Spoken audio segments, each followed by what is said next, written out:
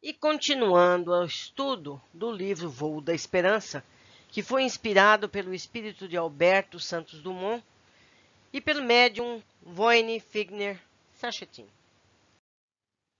7. Ferido na neve. A neve voltou a cair, enquanto os padioleiros da Cruz Vermelha Brasileira recolhiam os corpos. Encontraram Mário sem vida. Domingo gemia, gravemente ferido, com grande hemorragia. O capitão médico, carioca competente, percebeu que Domingos ainda estava vivo. Jogou-lhe sobre o corpo um cobertor plástico, protegendo-o da neve. Fez alguns curativos e colocou-o na maca, para que 2 patioleiros o levassem ao pequeno hospital de campanha. Todo de lona, montado no sopé do Monte Castelo, ali o ferido amargaria 22 dias de febre e dores terríveis, delirando. Descrevia aos que estavam perto cenas de batalhas, mas não com metralhadoras e canhões, e sim com cavalos, armaduras, espadas, lanças e chicotes. Narrava em minúcias a carnificina durante as lutas. Eram as cenas em que participara das guerras da Gália Antiga. Soldados e enfermeiros prestavam atenção às descrições e até se divertiam com o delírio do doente. Numa manhã, o capitão médico aproximou-se e percebeu-lhe a febre altíssima. Os músculos tensos, nuca rígida. Domingo havia contraído tétano devido aos ferimentos.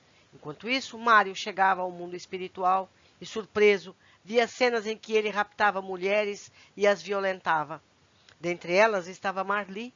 Era um rosto pouco diferente da atual esposa, mas o brilho dos olhos, o trejeito da mulher gaulesa mostravam tratar-se do mesmo espírito. Domingo, inconsciente, seu espírito semiliberto no mundo espiritual, percebia a sequência educativa das suas várias existências, desde as Gálias, depois o leproso na África, com passagens do mesmo sofrimento redentor, na Europa até tornar-se soldado, pobre do exército brasileiro. Agora ferido no rigoroso inverno italiano, sob a tenda de plástico, Mário havia partido sem tanto sofrimento. Domingo, porém, agarrava-se ao corpo que se decompunha numa infecção, agravada pelo tétano.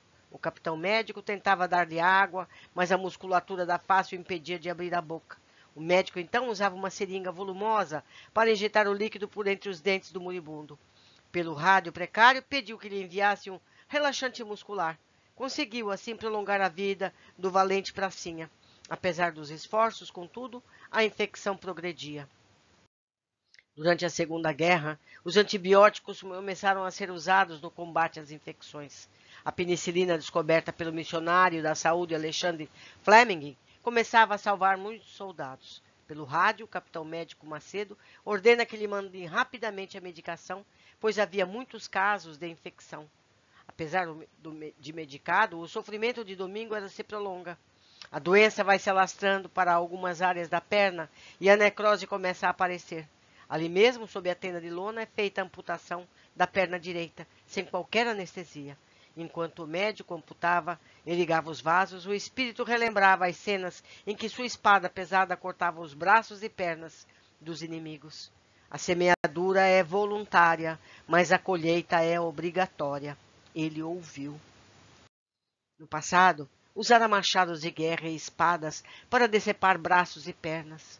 No ano de 1944, nos limites da antiga Gália, ele era cortado pelas balas das metralhadoras e pelas tesouras e bisturis. Quase inconsciente, viu o auxiliar de cirurgião carregando a sua perna para fora da tenda. Começou a chorar. O coto da coxa doía profundamente. O capitão, apesar de ter sido treinado para a guerra, no Hospital Marcílio Dias, do Rio de Janeiro, comoveu-se diante do caso tão triste. A ameaça de gangrena estava temporariamente afastada. No entanto, 2 dias depois da cirurgia, devido ao traumatismo, quando fugia das metralhadoras, um vaso lesado causava-lhe trombose na artéria radial do braço direito.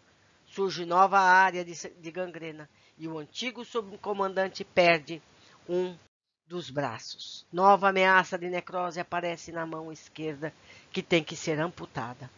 Surgem novas infecções e novas amputações. O médico dedicado luta para salvar a vida daquele moço, principalmente sabendo nascido no Uruguai e defendendo o Brasil. Dentre os membros, restava-lhe apenas a perna esquerda, ligada ao corpo, mas já mergulhando no mundo espiritual, aquele espírito indomável começa a perceber que a única maneira de progredir é trabalhando no bem. Cada ato de ódio e agressão que executamos repercute até séculos mais tarde em nossas vidas. Chegam as tropas auxiliares, alguns brasileiros que haviam ficado aquartelados estrategicamente. Destroem canhões e outras armas para que os inimigos não se sirvam delas. O capitão decide levar Domingo para a cidade, em um hospital de mais recursos. Dominado pelos norte-americanos, ele tinha um coto no lugar da perna direita, um coto no lugar do braço direito e o braço esquerdo cortado rente ao ombro. Os dias vão passando, cheios de infortúnios para os pracinhas brasileiros. Domingo, naquele corpo sofrido, despede-se da vida. Na verdadeira vida, relembra sua história. Decepando, ferindo, amputando com um machado de guerra, sem necessidade. Seu corpo mutilado, enterrado no cemitério de Pistoia. Ali ficou, juntamente com as centenas de outros companheiros, testemunhando o absurdo da guerra, do vale cheio de cruzes brancas alinhadas, com nomes e placa verde e amarelas. A lição que brota dali é que a justiça e a bondade divinas dão a cada um segundo as suas obras. E a guerra cruel continuava. O medo diante da morte, os corações dos pracinhas, cedeu lugar a uma coragem sem fim. O exemplo de Raimundo Nonato Ferreira incentivou-lhes a bravura. Outros soldados, hábeis em manejar as lâminas e peixeiras, agora substituídas por punhais do 5º Exército estadunidense, rastejavam durante a noite por mais de 5 horas sobre as pedras frias no inverno da Itália. As lagartixas humanas, como eram conhecidos os esfaqueadores, conquistavam vitórias muito preciosas, o que os tornavam dignos de admiração pelos comandantes estadunidenses. Aquele era um dos mais difíceis pontos estratégicos a serem destruídos pelos aliados. Centenas de soldados de vários países ali haviam perecido, vítimas dos projetis das metralhadoras e dos canhões alemães, entrincheirados nas casamatas. Os heróis rastejavam à noite fria, dormiam sobre as pedras por algum tempo e continuavam deslizando na escuridão. Os inimigos não acreditavam pudesse alguém ser humano sobreviver àquelas condições, por isso relaxavam a guarda. Daí os brasileiros tinham a vantagem do ataque de surpresa na luta corpo a corpo. Os pracinhas entrincheirados sofriam horrores, inclusive fome.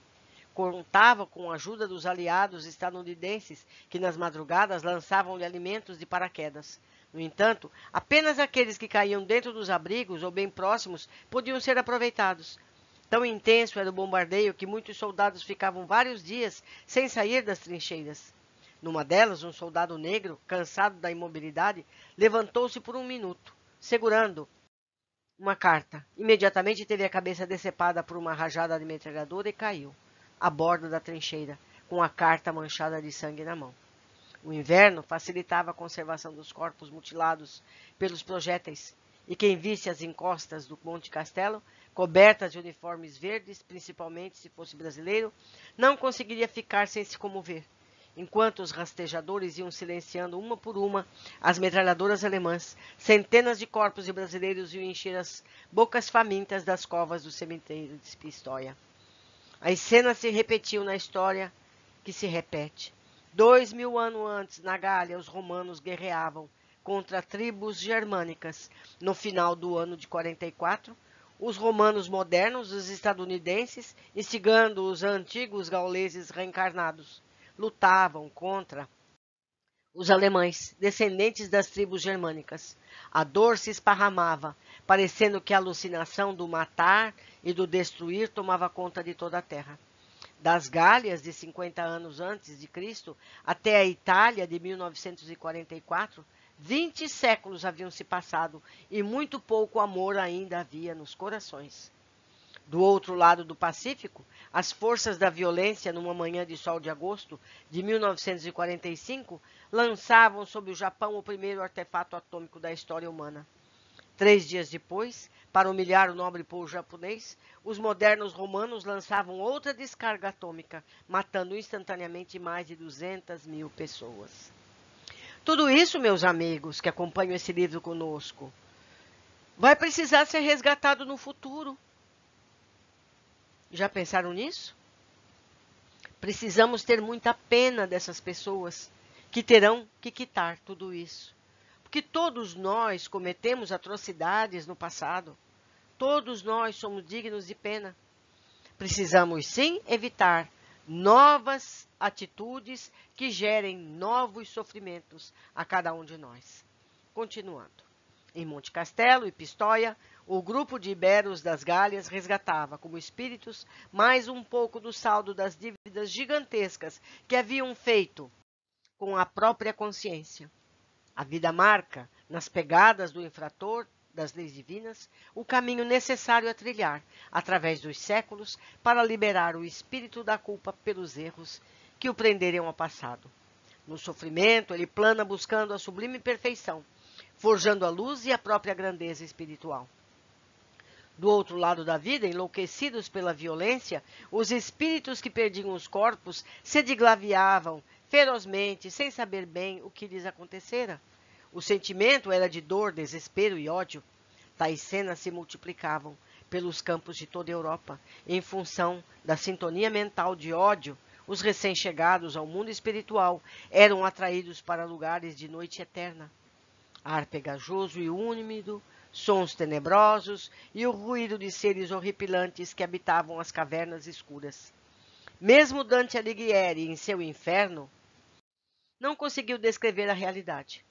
O resgate é longo, por isso a dor se prolonga, quase indefinidamente, na percepção do espírito endividado.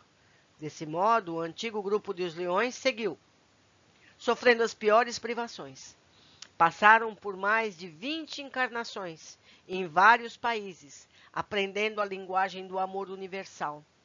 Cada membro do batalhão foi paulatinamente se aproximando do nosso país.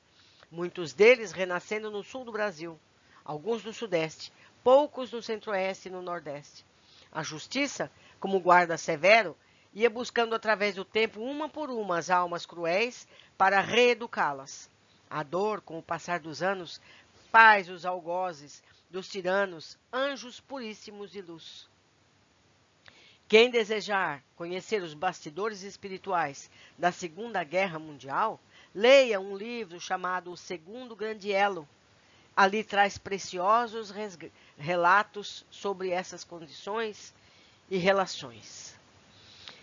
Ficamos por aqui neste capítulo, meus amigos, e eu aguardo a todos no próximo. Um grande abraço e até breve.